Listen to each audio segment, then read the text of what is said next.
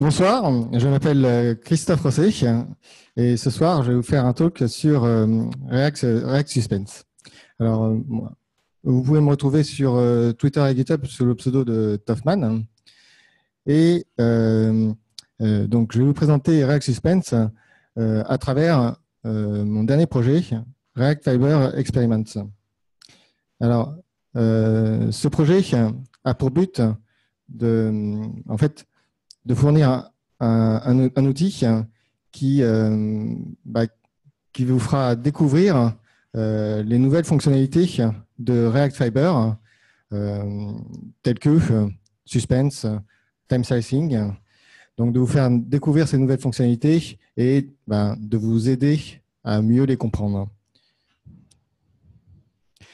Donc, avant de commencer à parler de React Suspense, je vais juste reparler quelques secondes de React Fiber.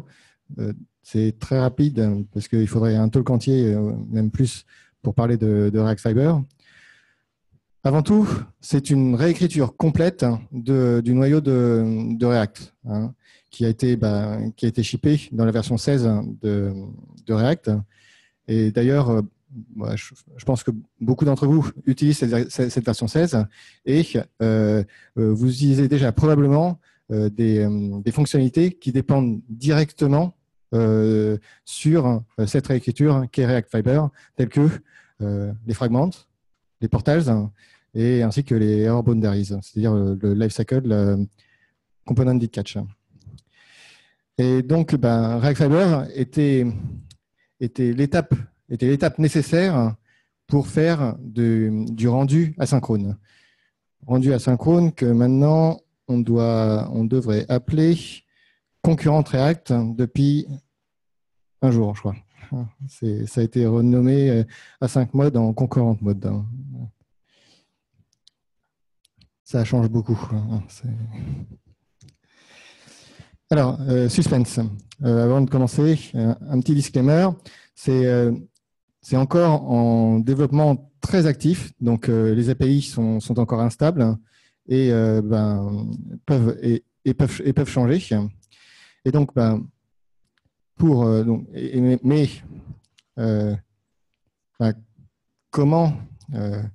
comment tester Suspense dès maintenant? Parce que on va pas attendre React 17 qui sortira dans plusieurs mois pour faire du React Suspense. Donc d'abord, il va falloir vous faire votre propre build de React. Et pour ceci, c'est pas si compliqué que ça. Première chose à faire, première chose à faire, cloner le repo de Facebook React.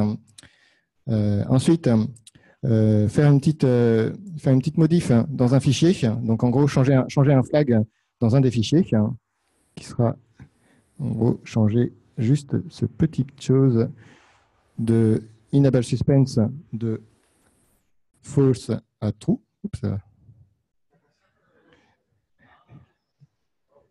C'est bien. Maintenant, vous savez ce que ça veut dire false. OK. Il existe une version anglaise de Stalk aussi. Ça. Ensuite, une fois que vous avez mis à jour ce flag, un coup d'yarn pour installer les dépendances. Et ensuite, vous aurez exécuté une ligne de commande qui va générer, qui va vous builder tous ces packages en mode suspense. Donc, vous aurez, après ça, vous aurez ces 4 packages de créer dans build on module. Donc, vous aurez React, React Cache, React DOM et Scheduler, qui sont les 4 packages sur lesquels repose React Suspense. Et l'étape finale, c'est qu'il faudra que vous rapatriez ces 4 packages dans votre projet à vous et que vous mettiez à jour votre config Webpack, la partie Resolve alias pour que votre projet pointe bien vers ces packages et pas vers ceux qu'il y a dans les nodes modules. Et pour ceux qui utilisent Create React App, il y a des outils tels que React App Rewired qui permettent d'accéder à la config Webpack si nécessaire. Ensuite, passons à la démo. Juste avant, donc toutes les démos que je vais montrer sont accessibles en ligne, directement en ligne, et tout le code source que je vais présenter aussi est directement accessible sur GitHub. Alors, donc ça, c'est l'outil que j'ai présenté, c'est l'outil dont je vous ai parlé, React Fiber Experiment. Et on va d'abord parler de comment de chargement de données asynchrone, de chargement de données et de rendu de ces données. Des choses que, en tant que développeur React, on fait beaucoup, on fait très régulièrement. On a l'habitude de faire très régulièrement. Et donc, ici, avec ce petit... vous voyez bien au fond? Oui, impeccable. Donc, vous avez ce petit slider qui va vous permettre d'ajuster le niveau du réseau.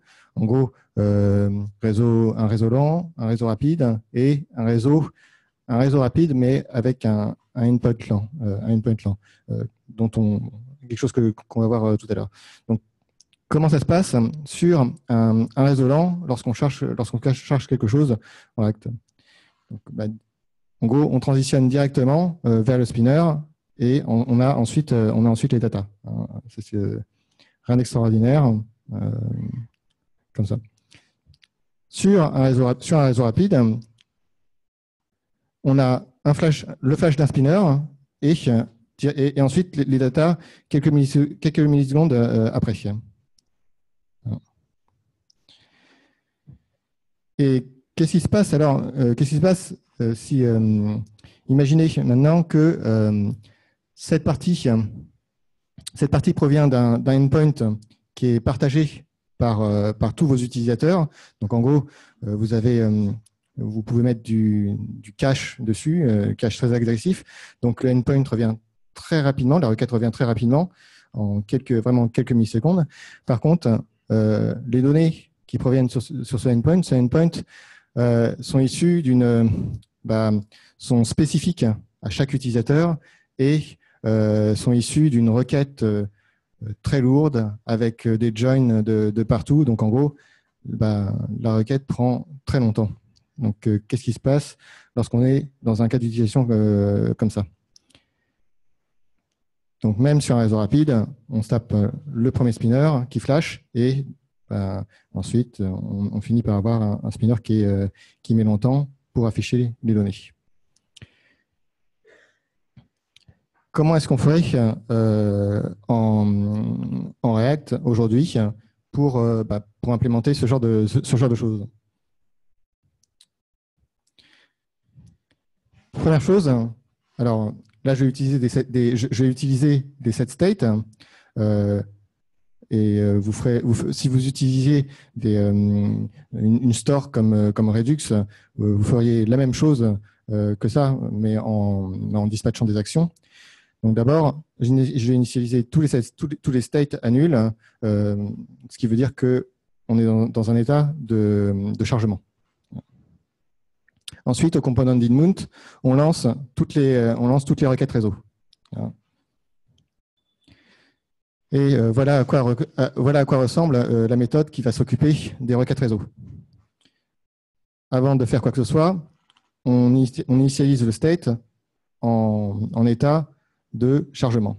Si ni data ni error, on est en état de chargement. Ensuite, on va lancer la requête. Si on a un success, on va setter le state, on va setter les datas et l'erreur annule. Et en cas d'erreur, on va setter le state avec les datas annulent et l'erreur at true aussi. Ça, je pense que c'est quelque chose qu'on a tous fait d'une façon ou d'une autre, avec des set states, avec du Redux, avec tout et n'importe quoi. C'est même chose avec l'autre endpoint que j'ai présenté, celui qui est un peu plus lent. Et à quoi va ressembler notre méthode render? Alors, c'est ça aussi, je pense qu'on l'a tous fait d'une façon ou d'une autre. Donc, on récupère les données du state. Et voilà à quoi ressemble tout notre JSX. Et là commence une certaine petite danse avec plein de petites choses. Alors, si j'ai une erreur, je vais afficher un message, je vérifie que j'ai une erreur. Donc, dans ces cas-là, je vais afficher un message d'erreur et puis éventuellement à l'utilisateur de réessayer. Si je n'ai ni données, ni erreur, ça veut dire que je suis en chargement. Donc, je vais afficher un spinner. Et enfin, si j'ai les données, ça veut dire que j'ai fini de charger. Donc, je peux afficher ces données en utilisant un composant de présentation et je lui fournis les données pour qu'il l'affiche. Voilà. Et on refait la même danse avec l'autre composant. Est-ce que si j'ai une erreur, j'affiche l'erreur. Si je n'ai ni données ni erreur, bon, je sais que je suis en état de chargement, j'affiche un spinner. Et enfin, si j'ai les données, ça veut dire que j'ai fini de charger et donc j'affiche les données. Quand on regarde ça, en fait, on a beaucoup d'états de chargement qui sont éparpillés partout, aussi bien dans notre JSX de render que dans nos méthodes à l'intérieur du composant qui gèrent les requêtes, qui gèrent autre chose, ce genre de choses. Et aussi, alors on a vu, aujourd'hui, on a affaire à énormément de devices. On a tous un téléphone dans notre poche, mais aussi des desktops et tout ça. Il est difficile de gérer toutes ces devices. En plus des téléphones qui passent à travers des métros, qui passent dans les métros, on a un réseau qui est lent, qui peut être flaky, donc c'est difficile. Et en plus de ça, on peut avoir les bons hommes du front qui ont mal fait leur boulot et qui ont fait des requêtes pourrables et qu'on a un endpoint qui met longtemps à revenir. Donc, il est difficile de gérer, de proposer une bonne expérience utilisateur avec au niveau de l'affichage de tous ces spinners. C'est ça le problème. Et donc là, j'ai proposé un use case avec le spinner qui flash sur les connexions rapides. C'en est un parmi d'autres.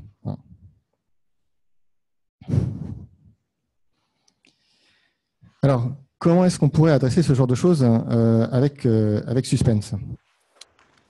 Démo. Alors, je suis bien sur Suspense, oui. Voilà. Donc, async rendering. Donc, donc là, donc, on est sur le même outil. C'est le même genre de démo, mais en dessous, c'est fait avec les API de Suspense.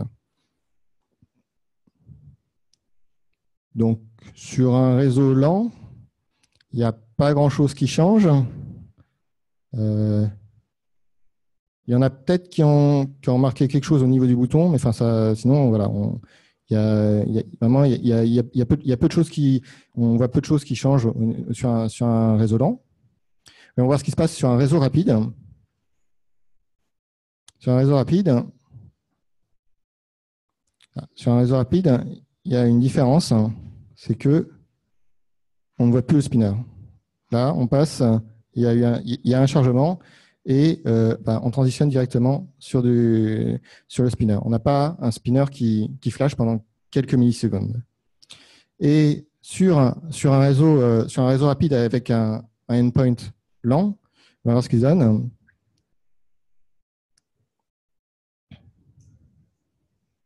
Là, pareil, là, cette partie-là transitionne sans nous afficher, sans nous faire flasher de spinner. Par contre, cette partie-là, c'est comme d'habitude, puisqu'elle est trop lente, il décide de nous afficher le spinner. Et Et ensuite, une fois qu'on a, je crois que j'ai cliqué sur tous sans resetter le cache, même si, non, ok.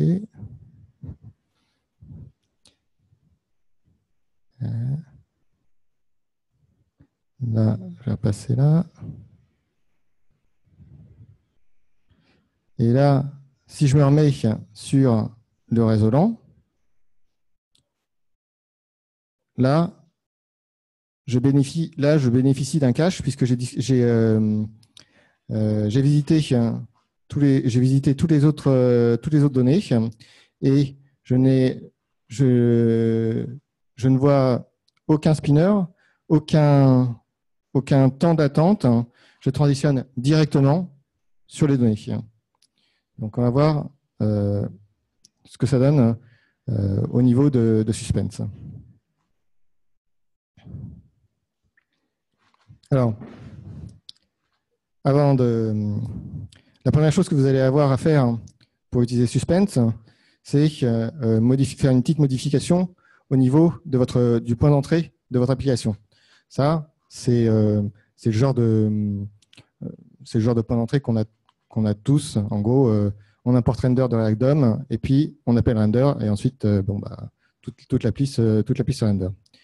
Au lieu d'utiliser render, vous allez utiliser unstable create route, qui pourra d'ailleurs changer de nom, qui changera de nom, j'imagine d'ailleurs.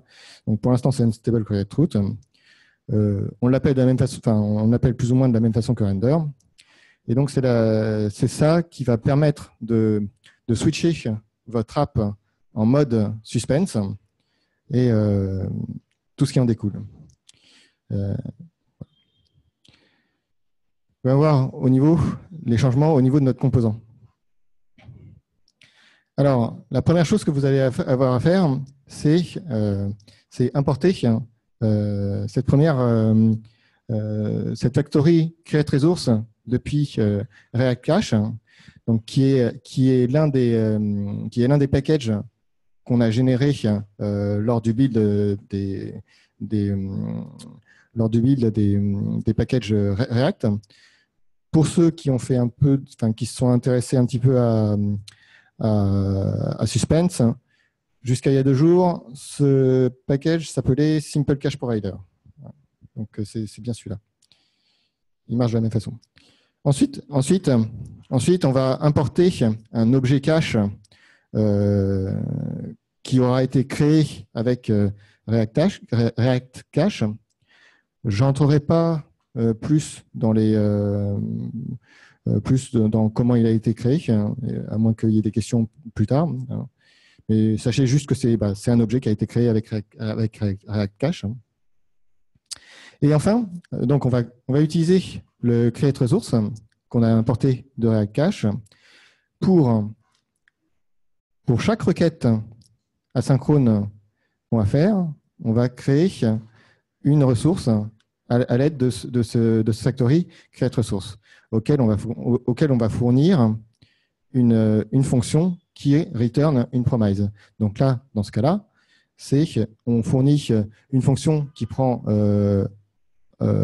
course ID en paramètre et qui va à l'intérieur qui va faire une requête une requête réseau. Alors là, Fake API,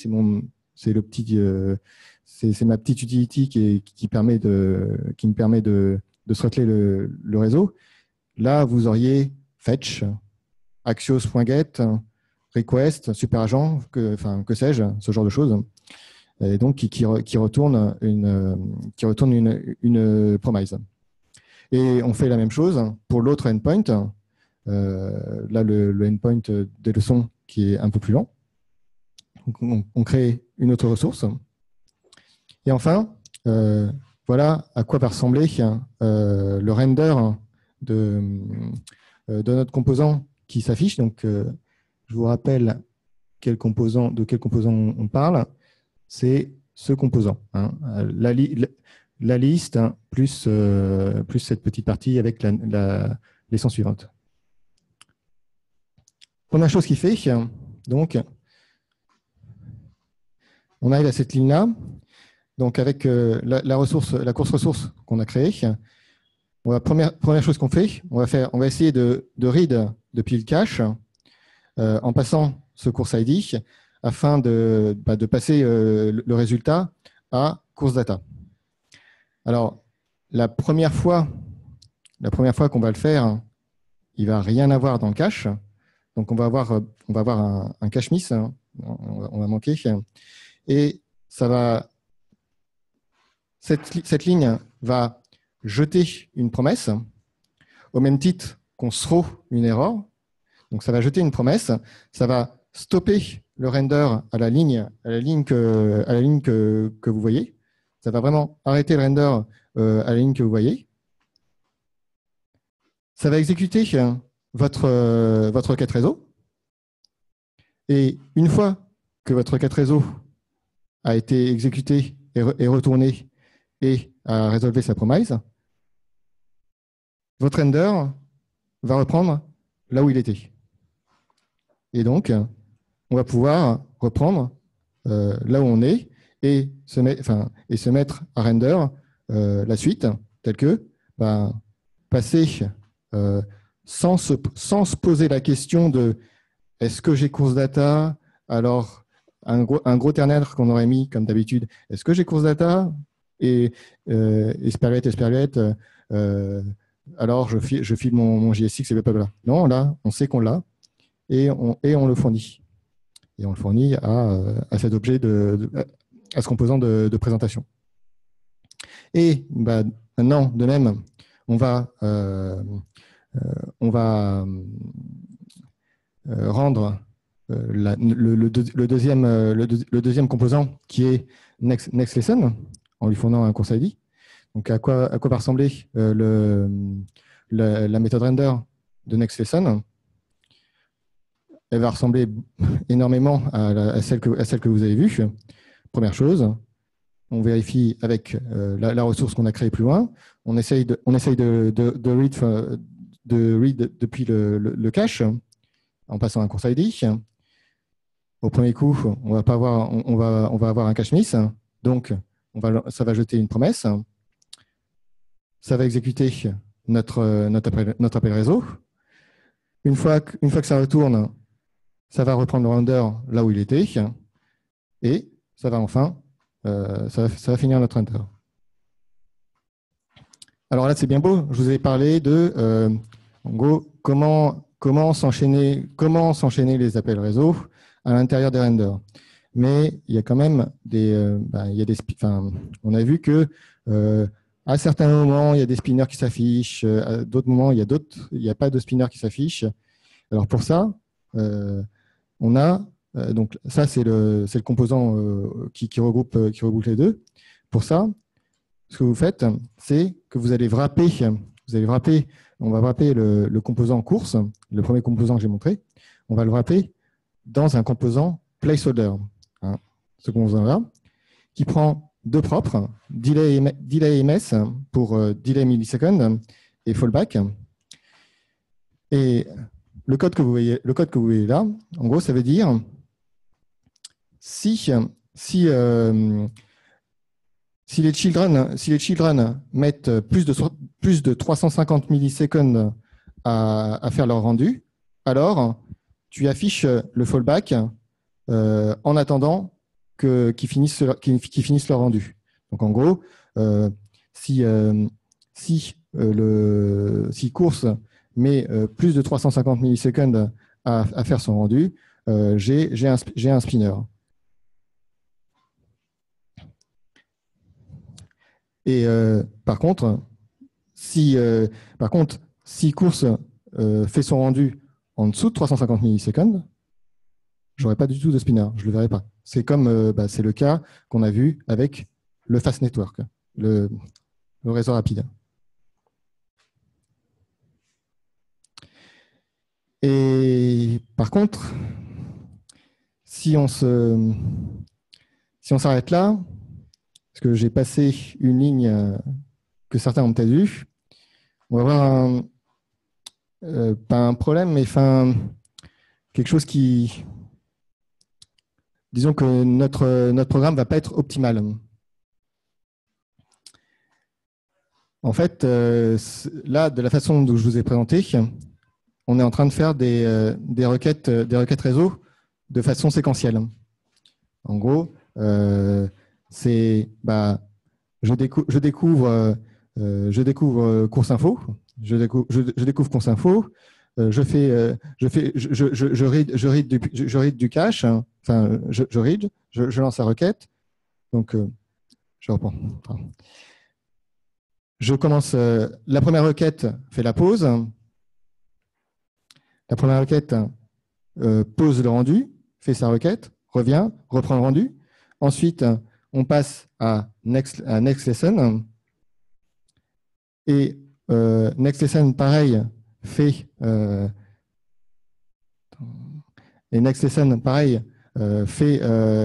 son aller-retour et reprend le rendu.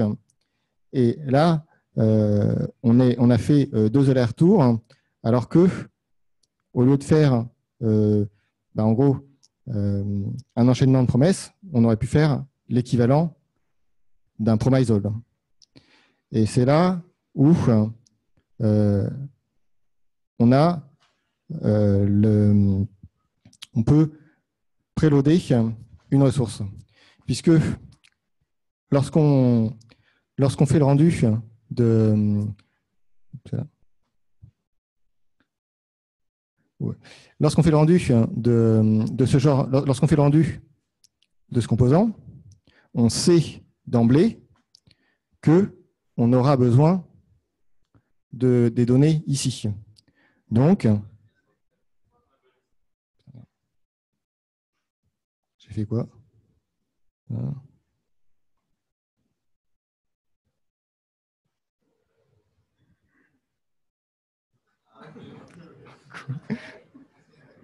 Alors, c'est pas ça. C'est pas ça. Arrêtez vidéo.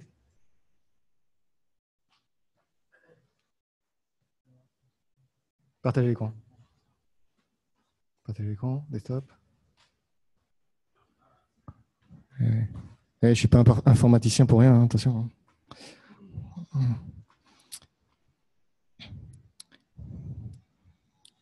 Je reprends.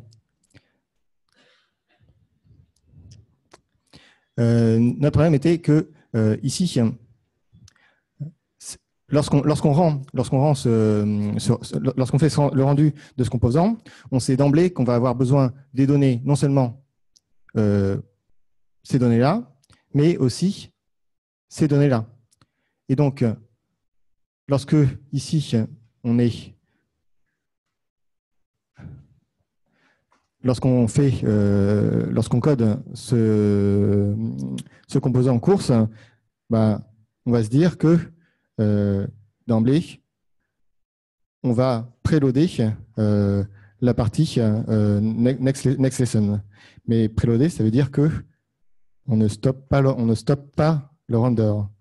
Ce qui fait que lorsque ça va lancer la requête, ça va bien lancer la requête pour la next lesson, mais elle sera seulement lorsqu'on arrivera au rendu du next lesson, la requête sera déjà en mode pending, et lorsque il essaiera de read depuis le cache, peut-être que les données seront déjà là, peut-être pas, mais au moins on n'aura pas été en mode séquentiel.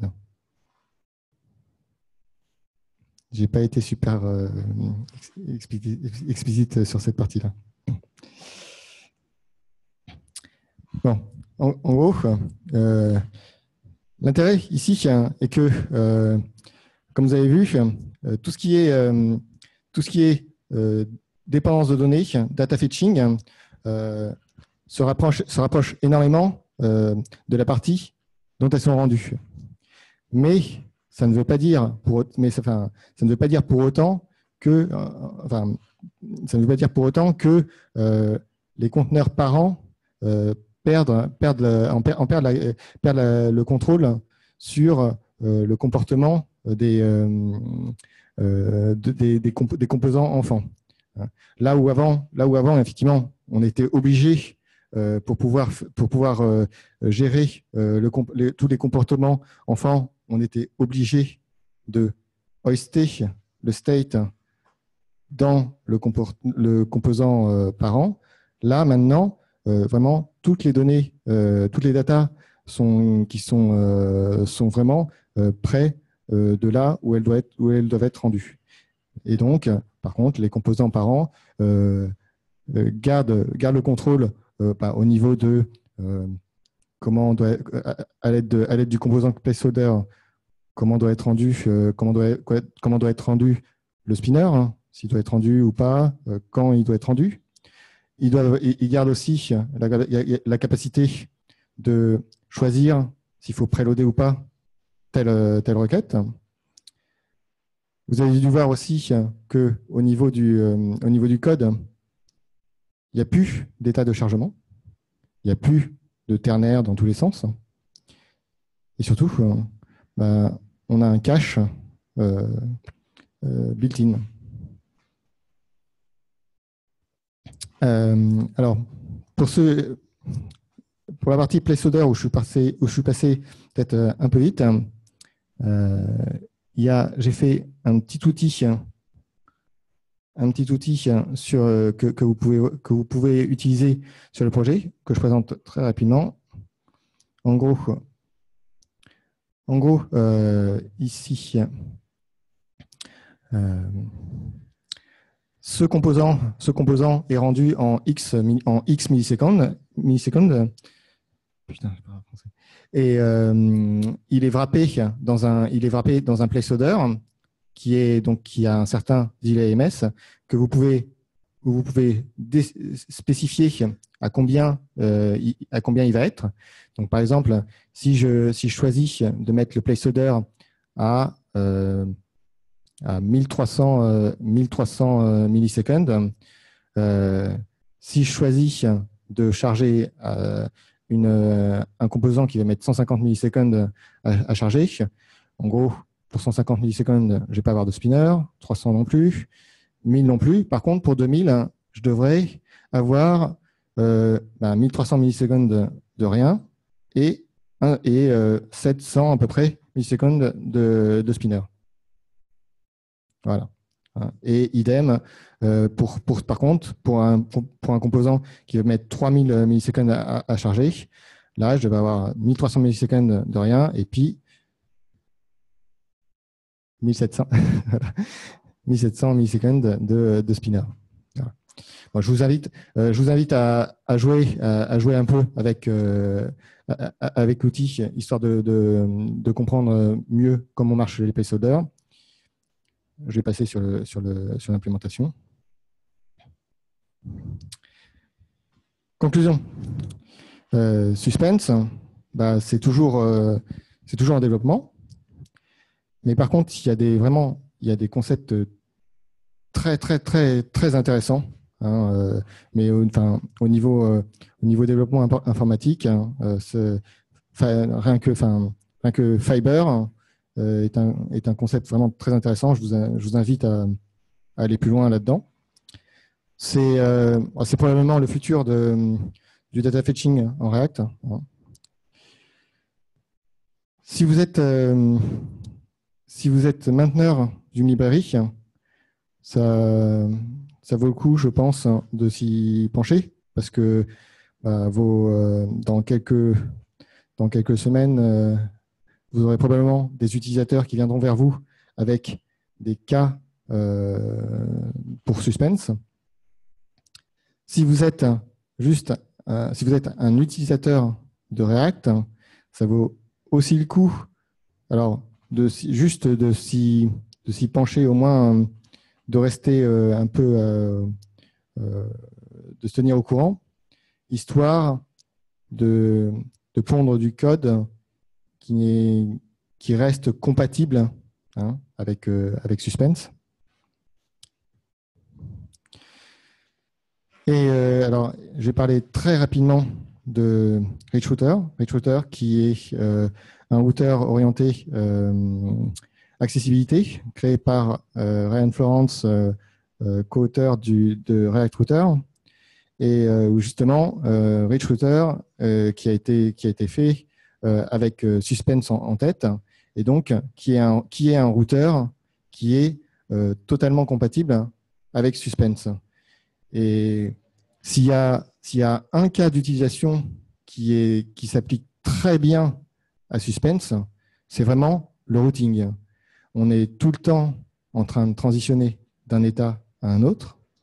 On se pose toujours la question de « ouais, mais je voudrais passer de telle route à telle route, mais je ne voudrais pas afficher l'écran. Je voudrais pas afficher l'écran tant que je n'ai pas loadé toutes les datas, ou je ne voudrais pas l'afficher tant que je n'ai pas chargé même l'image. » Toutes ces choses-là, ce sont des problèmes que Suspense résout pour vous, et des problèmes qui finalement on a récupéré avec React Router, on a vraiment récupéré avec React Router V4 qui, quand il est devenu tout composant, on n'avait plus le on-hunter hook qui nous permettait de gérer la plupart de ces problèmes. Donc, je vous invite à essayer Rich Shooter. Le projet que je vous ai présenté est basé dessus. React Lazy, oui, ça s'appelle comme ça. C'est une API built-in dans React qui va permettre de faire du lazy loading, du lazy loading et du code splitting directement dans React. Je le mentionne, mais pas le temps d'aller plus loin. Et il y a beaucoup de choses dont je n'ai pas parlé à propos du projet, et donc qui sont listés. Lisez vous êtes des devs, mais lisez un peu le README. Jetez un coup d'œil au README. Et puis il y a pas mal. J'ai listé pas mal de ressources sur README. Donc il y a pas mal de choses intéressantes à lire. Et donc, la suite sur Toughman React Fiber Experience, j'implémenterai les nouvelles features je testerai les nouvelles features de React Fiber parce qu'il y en a d'autres qui viennent, telles que time slicing, entre autres. Et donc, je vous invite à suivre dans les semaines qui viennent le projet. Je vous remercie.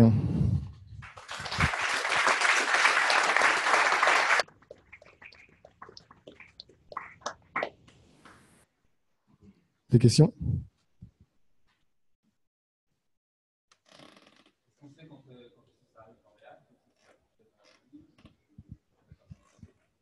Alors, la question est, est-ce qu'on sait quand est-ce que ça arrive? Non, mais dans la prochaine version. Voilà.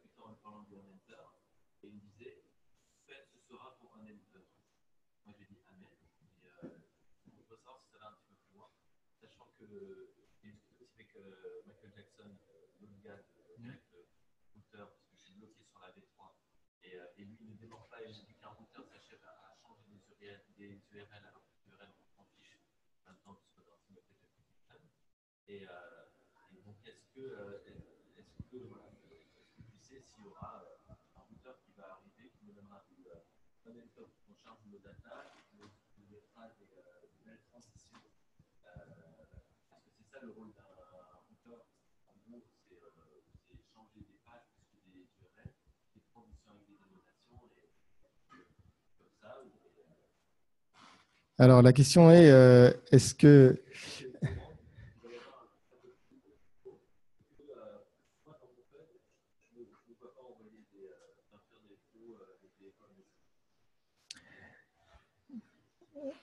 La question est, est-ce que qu'on passe est-ce que ça vaut le coup de passer de React Router V3 à Suspense. Et en gros, euh, qu'est-ce que doit être un routeur finalement? Parce que ce qu'il y a, c'est que il y a eu en fait React Router V3, V1, 2, 3, et ainsi que tous les routeurs Ember, Angular, AngularJS 1, Angular, enfin tous ces routeurs sont des routeurs qui sont au niveau, qui sont au niveau du framework, hein, qui sont vraiment, faut avoir ça en tête, qui sont au niveau du framework et qui sortent de la librairie. Donc quand on se pose, si on regarde au niveau de React, ce sont des routeurs qui sortent, qui se mettent au-dessus de React, hein, vraiment, qui se mettent au-dessus de React, au-dessus du component model, hein, pour l'englober, vraiment pour l'englober, afin de rajouter des choses comme les on-enter hook, qui ne seraient pas possibles si on en mode juste composant. C'est pour ça que, entre autres, avec React Router V4, qui n'est que composants, qui ne sont que des composants partout, on n'a pas cette capacité à dire bah, tu bloques tant que je t'ai pas filé le callback. Et ce qu'il y a, c'est que bah, il y a alors le Ryan Florence, c'est est justement vraiment à fond sur Suspense. Mais ce qu'il y a, c'est que l'intérêt, faut essayer de voir aussi un peu plus loin, c'est que Suspense va vous permettre non seulement de loader votre API en JSON, en GraphQL ou que sais-je, mais aussi va vous permettre de vous assurer que, par exemple, une image est loadée ou pas loadée. Donc, typiquement, vraiment, de décider de transitionner d'une page à l'autre seulement lorsque vous avez toutes les images qui sont dans la page suivante qui sont loadées. C'est ce genre de choses. Et ça, de façon avec un code compréhensible et logique, et surtout réutilisable parce que c'est dans les composants. Ce qu'il y a, c'est que voilà, il faut garder, voilà, pour votre choix, garder en tête ce que sont les routeurs, ce qu'est un routeur, en tout cas React Router 1, 2, 3, et ce qu'est le component model de React. Voilà.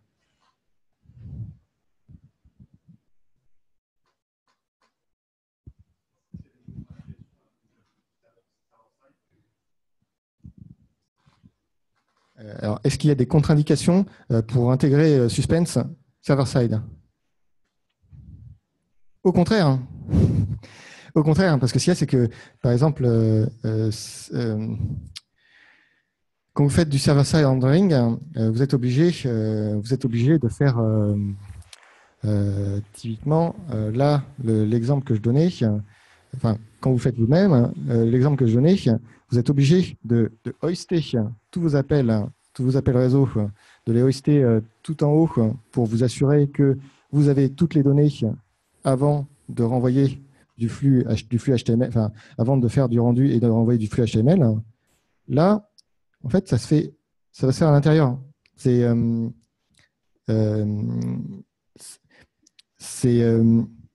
built-in dans React.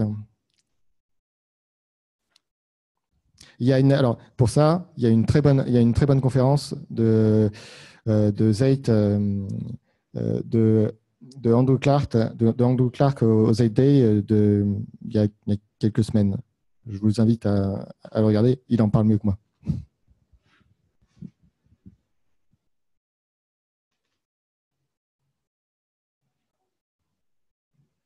D'autres questions?